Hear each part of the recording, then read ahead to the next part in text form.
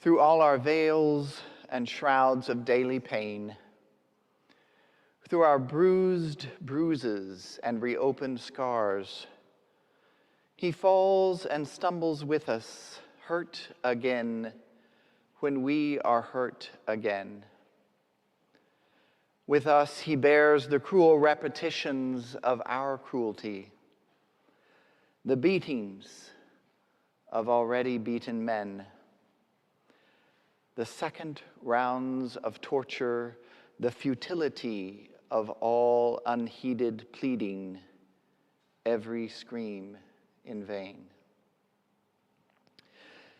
These words come from poetic reflections written by Malcolm Guite, an English poet, singer, songwriter, Anglican priest, and academic, which will provide one of the lenses through which we will view the journey of the Via Crucis, or Way of the Cross, during this service.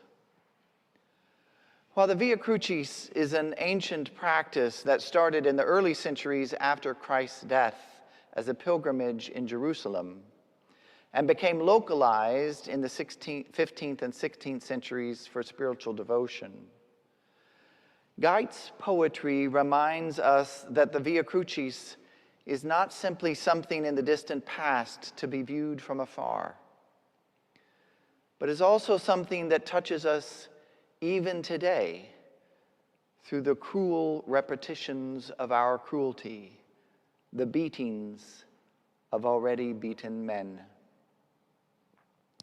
Unfortunately, the depiction of the stations in traditional art down through the ages has encouraged us to view the way of the cross from a safe distance.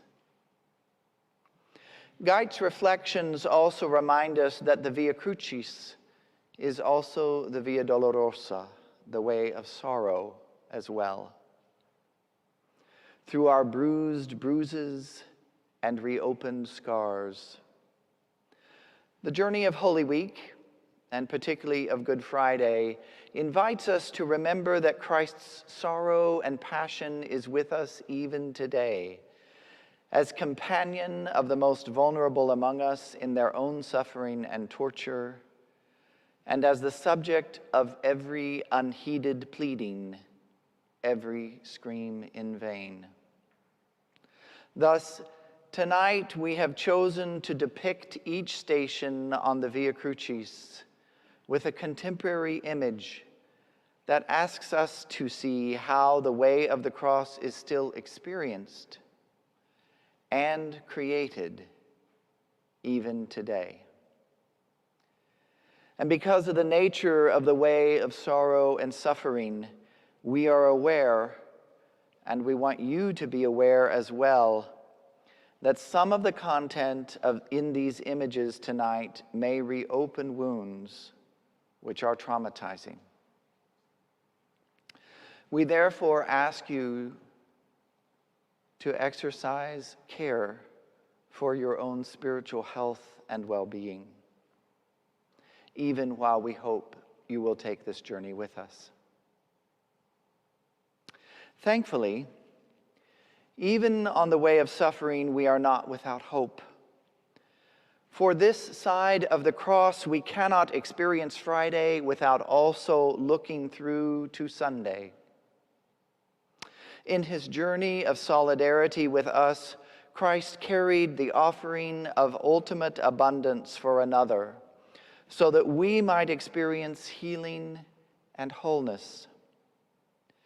And in traveling the way of the cross, we are invited to consider how we might do the same.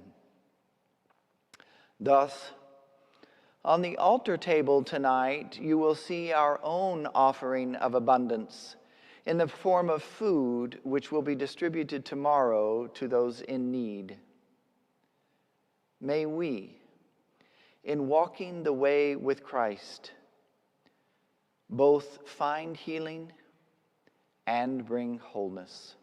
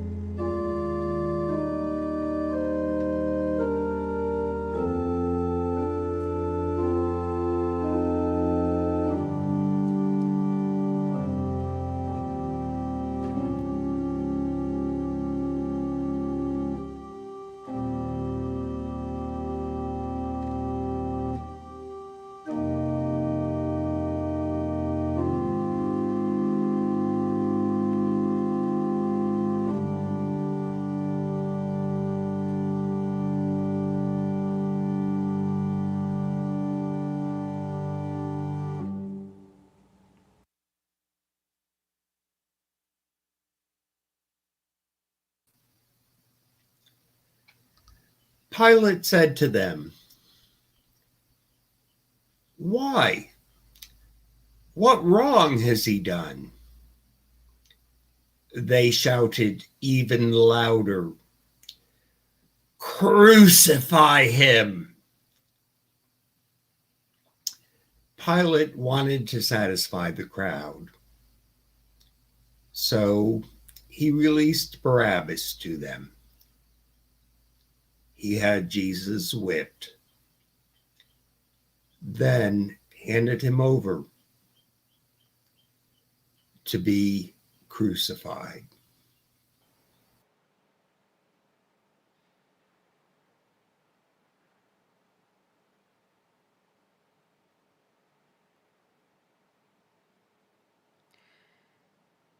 The very air that Pilate breathes, the voice with which he speaks in judgment, all his powers of perception and discrimination, choice, decision, all his years, his days and hours, his consciousness of self, his every sense, are given by this prisoner, freely given.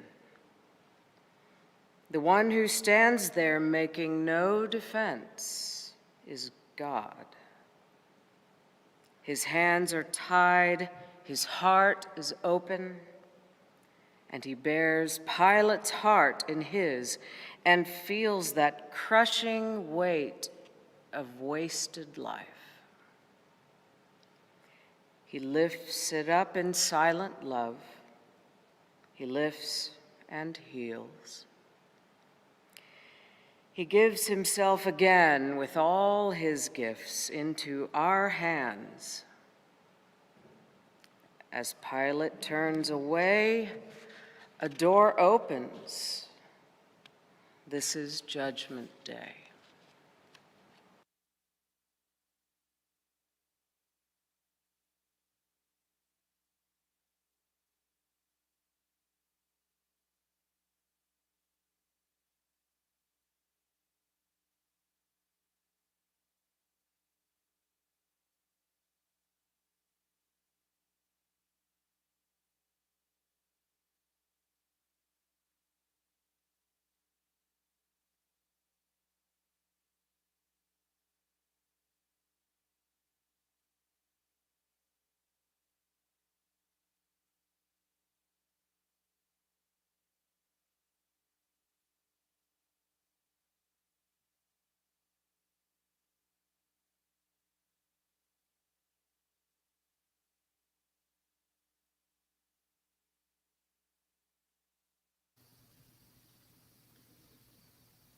When they'd finished mocking him, they stripped him of the purple robe and put his own clothes back on him.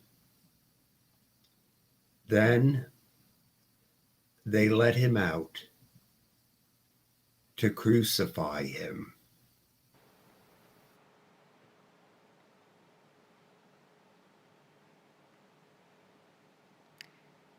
He gives himself again with all his gifts.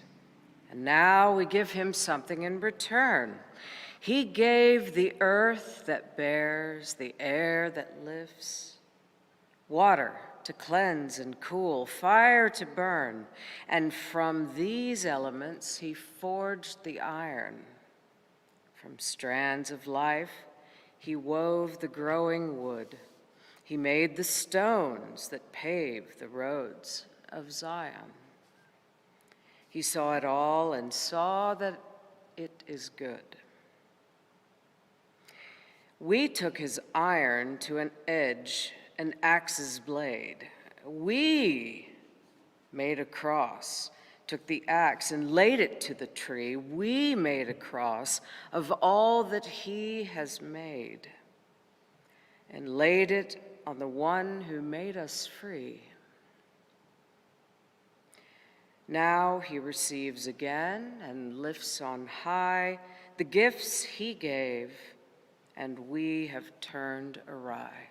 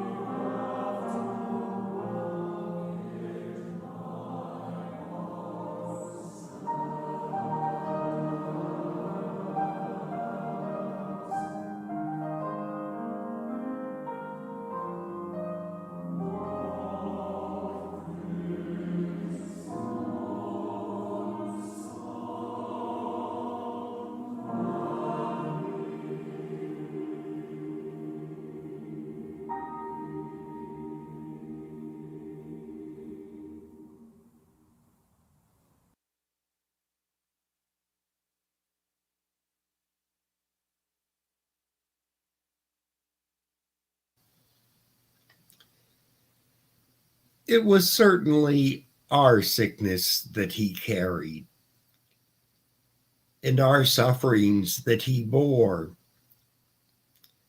But we thought him afflicted, struck down by God and tormented. He was pierced because of our rebellions and crushed because of our crimes. He bore the punishment that made us whole. By his wounds we are healed. Like sheep, we had all wandered away, each going its own way. But Adonai let fall on him all our crimes.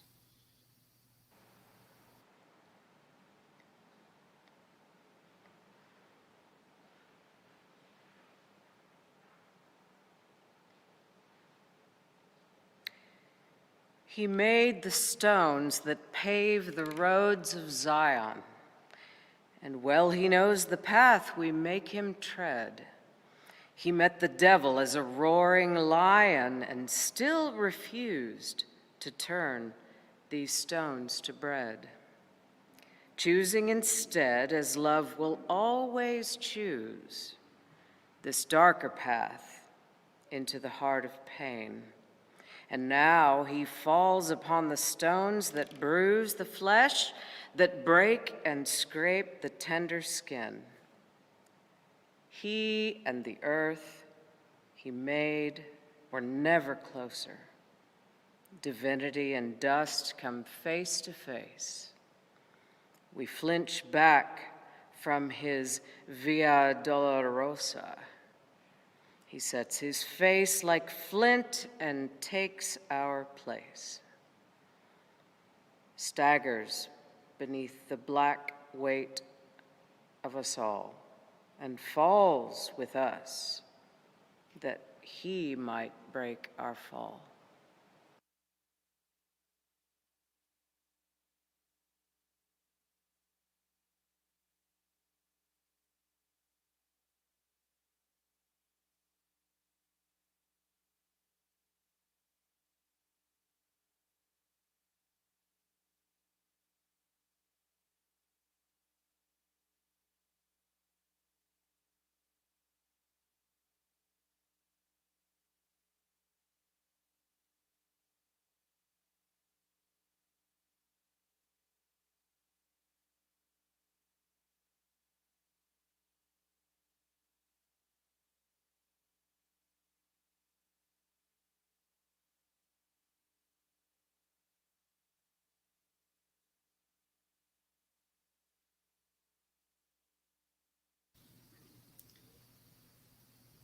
Simeon blessed them and said to Mary, his mother, "This boy is assigned to be the cause of the falling and rising of many in Israel, and to be a sign that generates opposition, so that the inner thoughts of many will be revealed.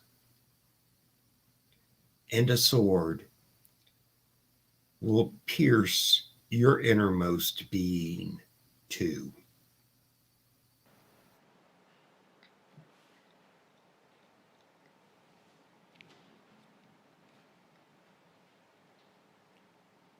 This darker path into the heart of pain was also hers, whose love enfolded him in flesh and wove him in her womb.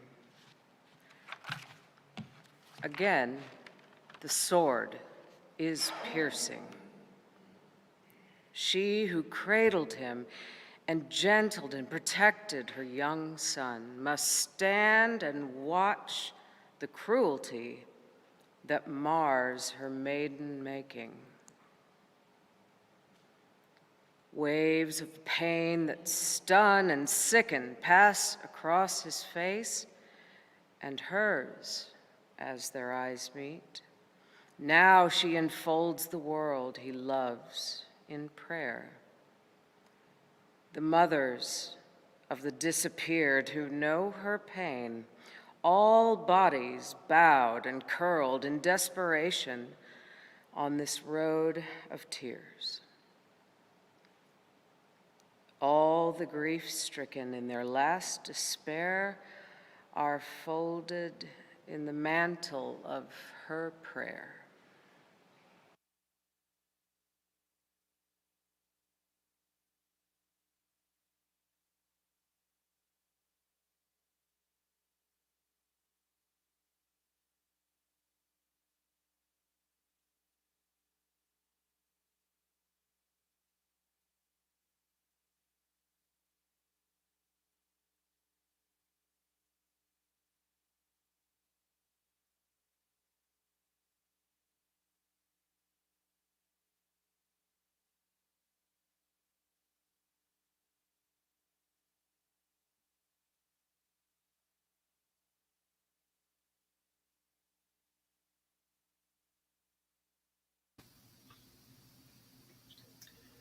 Simon, a man from Cyrene, Alexander and Rufus' father, was coming in from the countryside. They forced him to carry his cross.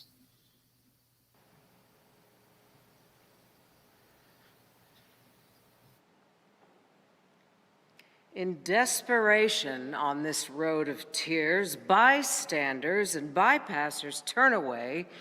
In each other's pain, we face our own worst fears and turn our backs to keep those fears at bay. Unless we are compelled, as this man was, by force of arms or force of circumstance, to face and feel and carry someone's cross in love's full glare and not his backward glance. So Simon, no disciple, still fulfilled the calling, "Take the cross and follow me." By accident, his life was stalled and stilled, becoming all he was compelled to be.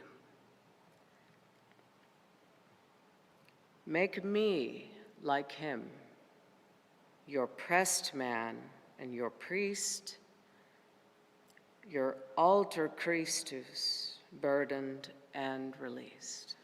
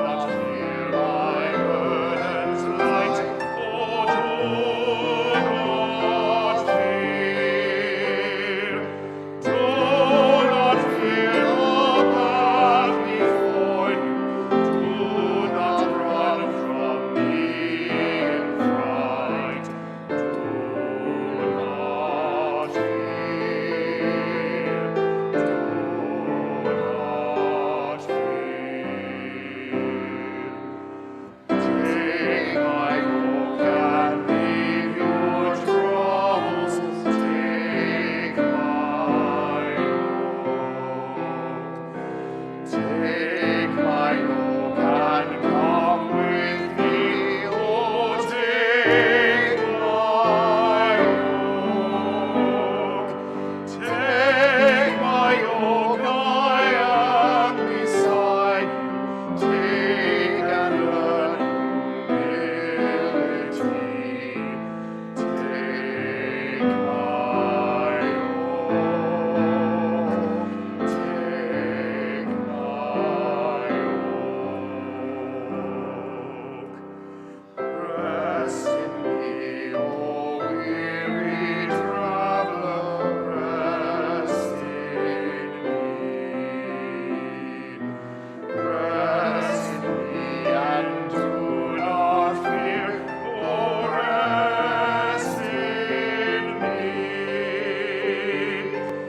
Rest in me, my heart is gentle, rest and cast away your care.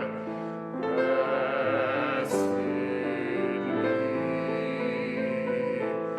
Rest in me.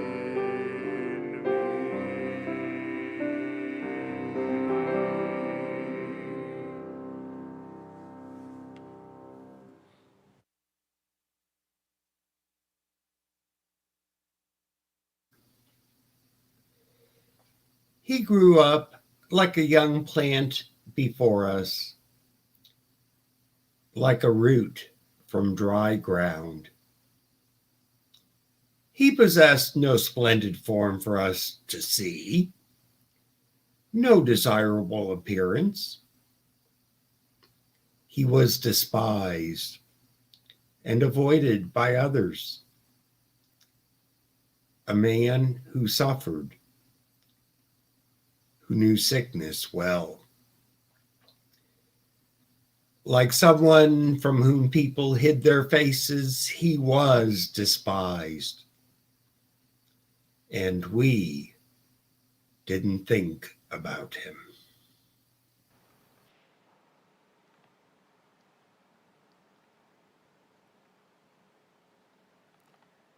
Bystanders and bypassers turn away and wipe his image from their memory. She keeps her station. She is here to stay and stem the flow. She is the reliquary of his last look on her. The bloody sweat and salt, tears of his love are soaking through the folds of her devotion and the wet folds of her handkerchief like the dew of morning, like a softening rain of grace. Because she wiped the grime from off his skin and glimpsed the Godhead in his human face,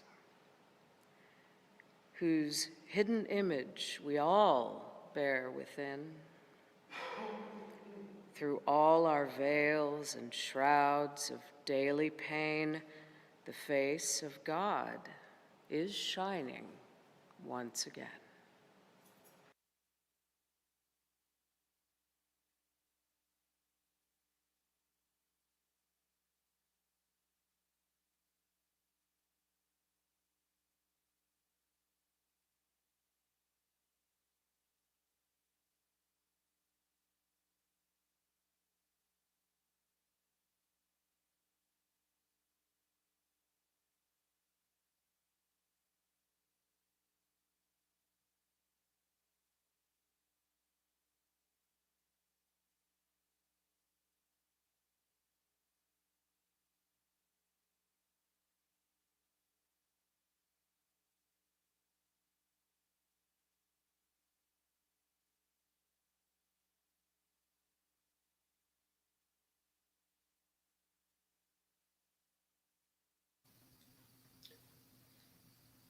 I am someone who saw the suffering caused by God's angry rod. He drove me away forced me to walk in darkness, not light. He turned his hand even against me, over and over again, all day long.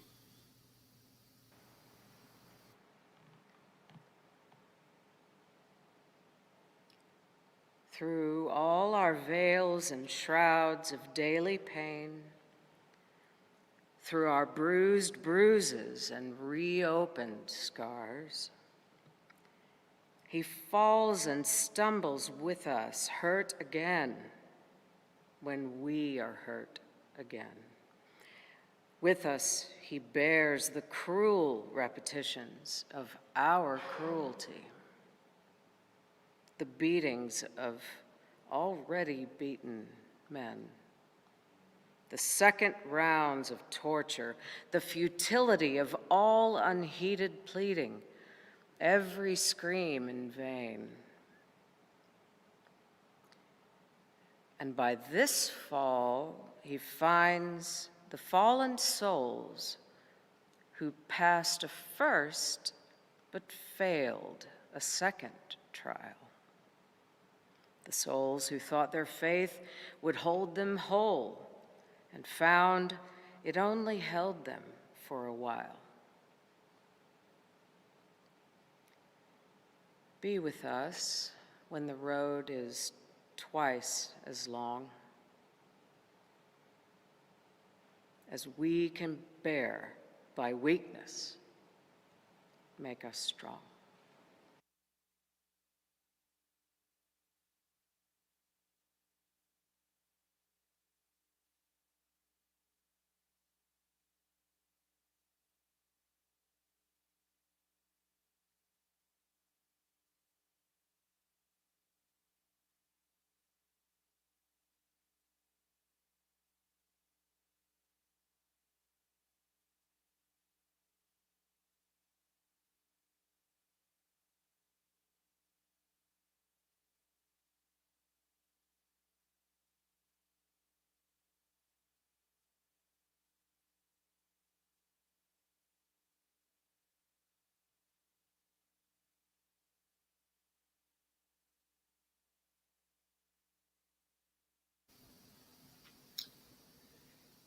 A huge crowd of people followed Jesus, including women who were mourning and wailing for him. Jesus turned to the women and said, "Daughters of Jerusalem, don't cry for me. Rather, cry for yourselves and your children. The time will come when they will say, 'Happy are those who are unable to become pregnant, the wombs that never gave birth, and the breasts that never nursed a child.' Then they will say to the mountains, 'Fall on us,' and to the hills, 'Cover us.' If they do these things when the tree is green, what will happen when it is dry?"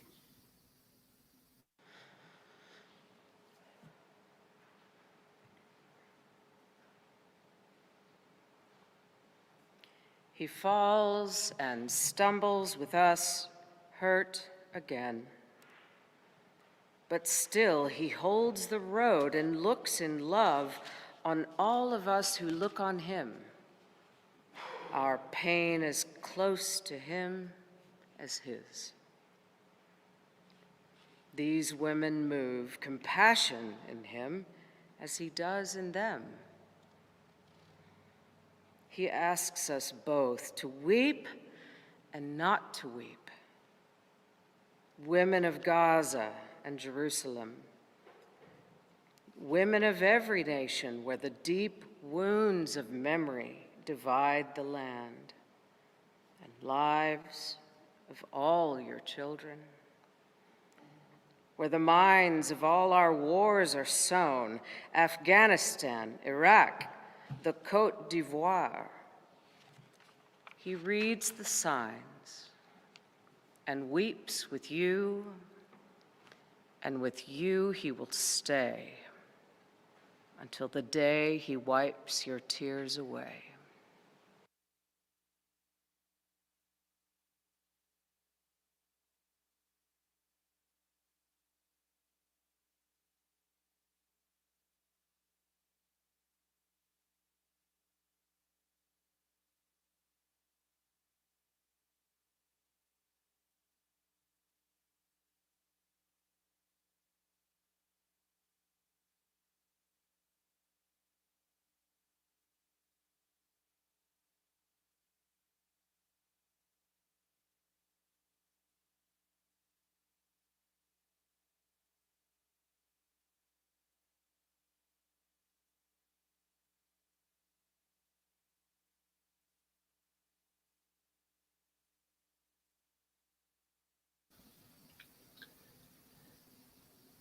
It's good for a man to carry a yoke in his youth. He should sit alone and be silent when God lays it on him. He should put his mouth in the dirt. Perhaps there is hope. He should offer his cheek for a blow. He should be filled with shame. My Lord definitely won't reject forever. Although he has caused grief, he will show compassion according to the abundance of his steadfast love.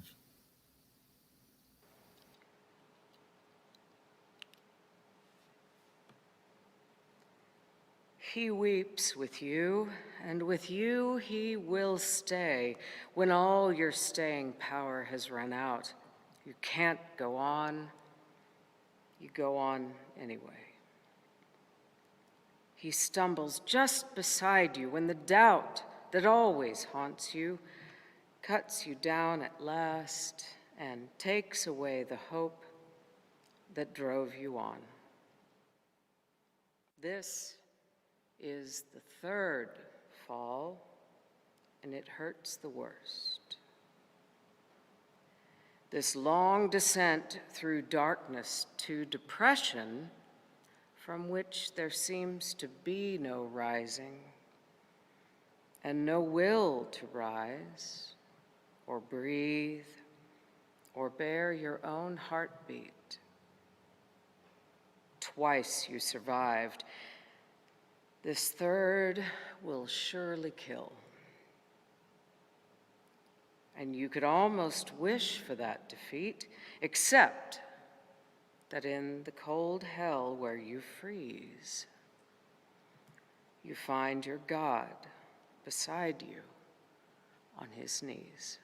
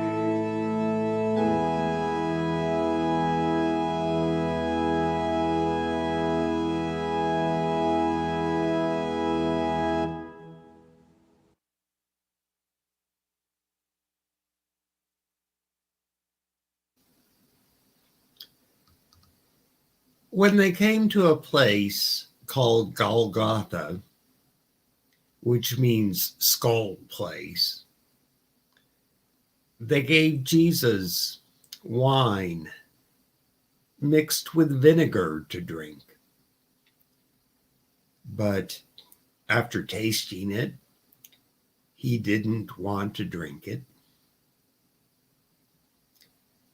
After they crucified him, they divided up his clothes among them by drawing lots. They sat there, guarding him.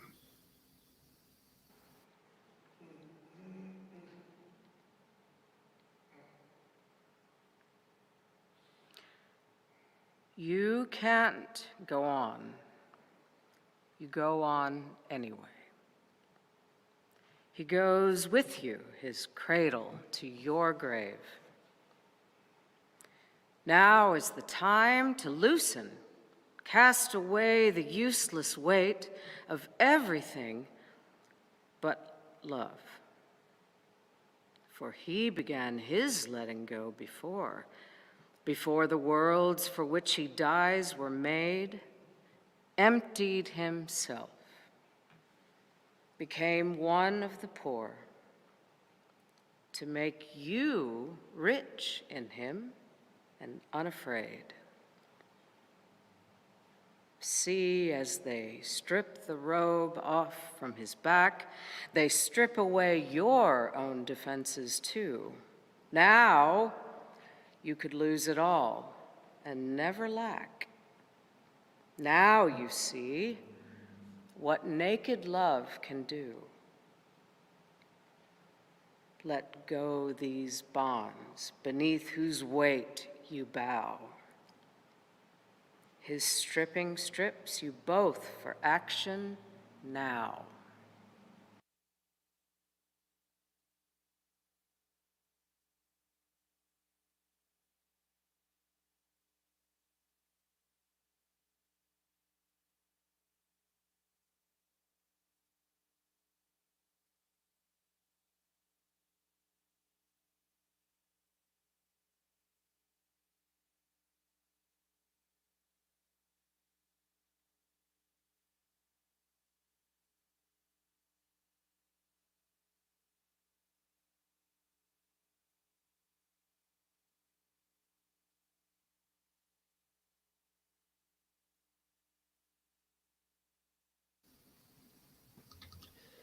They crucified him.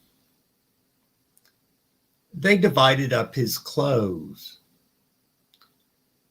drawing lots for them to determine who would take what.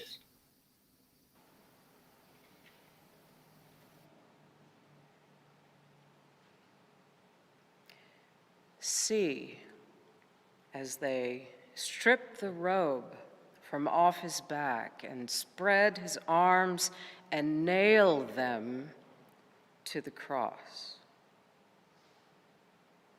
The dark nails pierce him and the sky turns black, and love is firmly fastened onto loss. But here, a pure change happens. On this tree, loss becomes gain. Death opens into birth.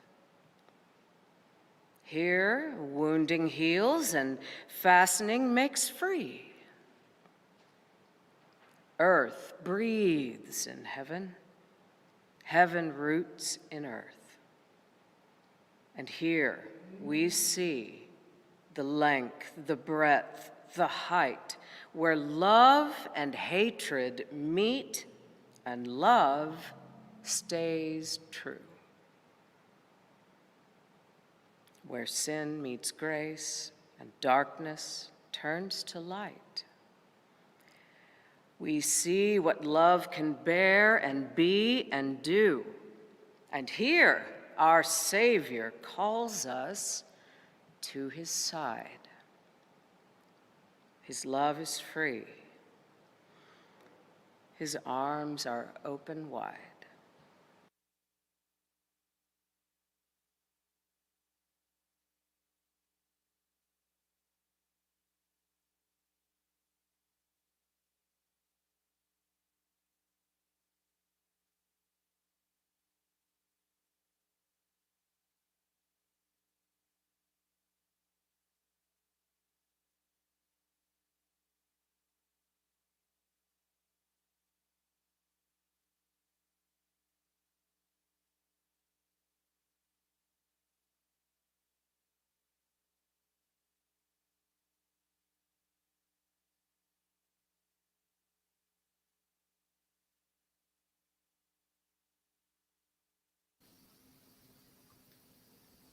At 3, Jesus cried out with a loud shout, Eloi, Eloi, lama sabachthani,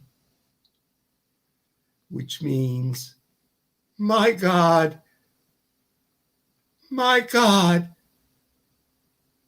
why have you left me? After hearing him, some standing there said, Look, he's calling Elijah. Someone ran, filled a sponge with sour wine, and put it on a pole. He offered it to Jesus to drink, saying, Let's see if Elijah will come to take him down. But Jesus let out a loud cry and died.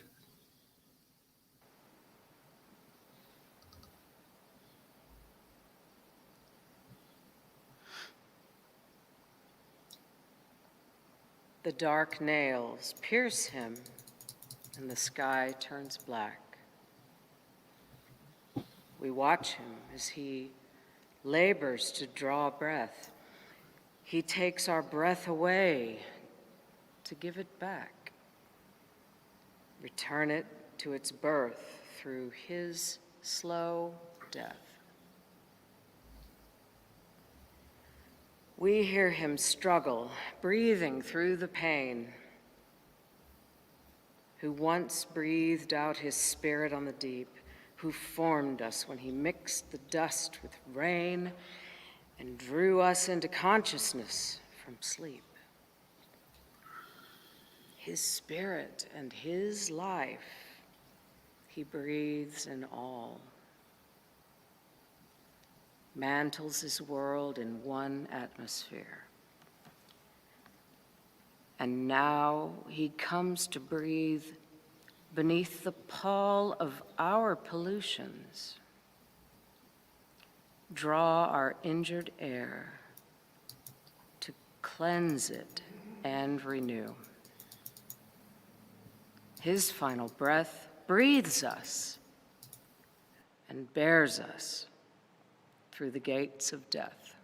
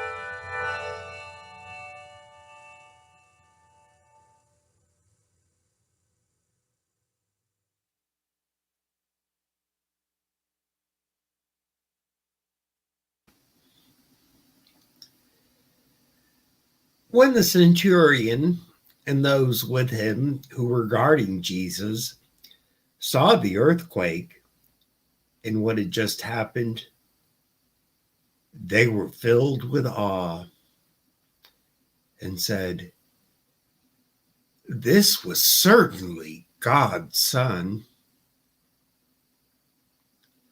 Many women were watching from a distance. They had followed Jesus from Galilee to serve him.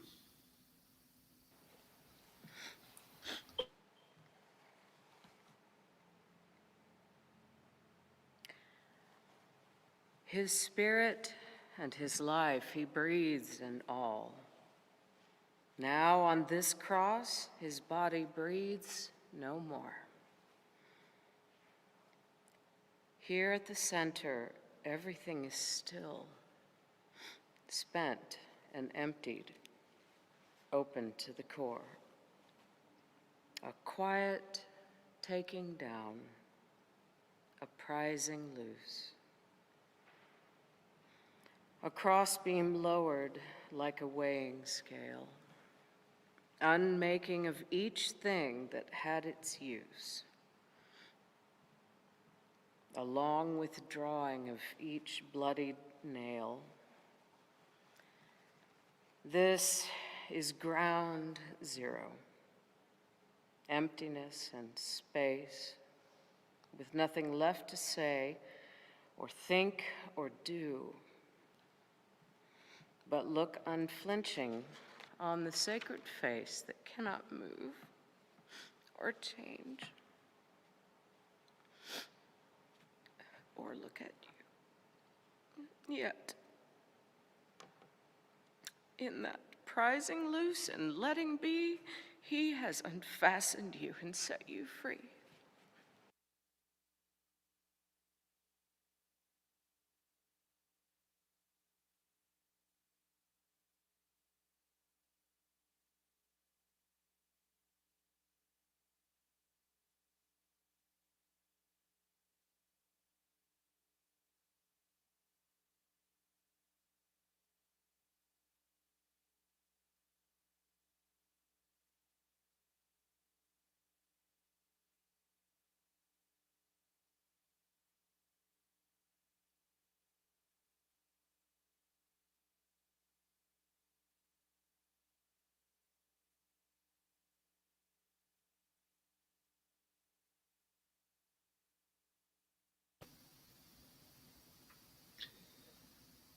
Then Joseph of Arimathea bought a linen cloth,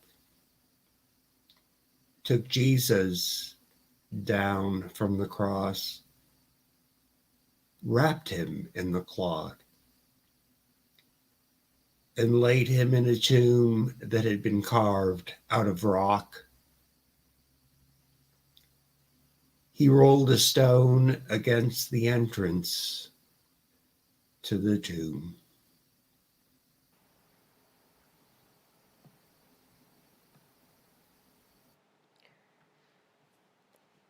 Here at the center, everything is still. Before the stir and movement of our grief, which bears its pain with rhythm, ritual, beautiful, useless gestures of relief.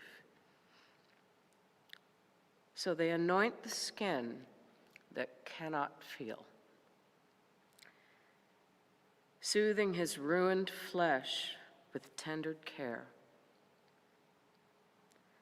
kissing the wounds they know they cannot heal, with incense scenting only empty air. He blesses every love that weeps and grieves and makes our grief the pangs of a new birth, the love that's poured in silence at old graves, renewing flowers, tending the bare earth, is never lost. In him, all love is found and sown with him a seed in the rich ground.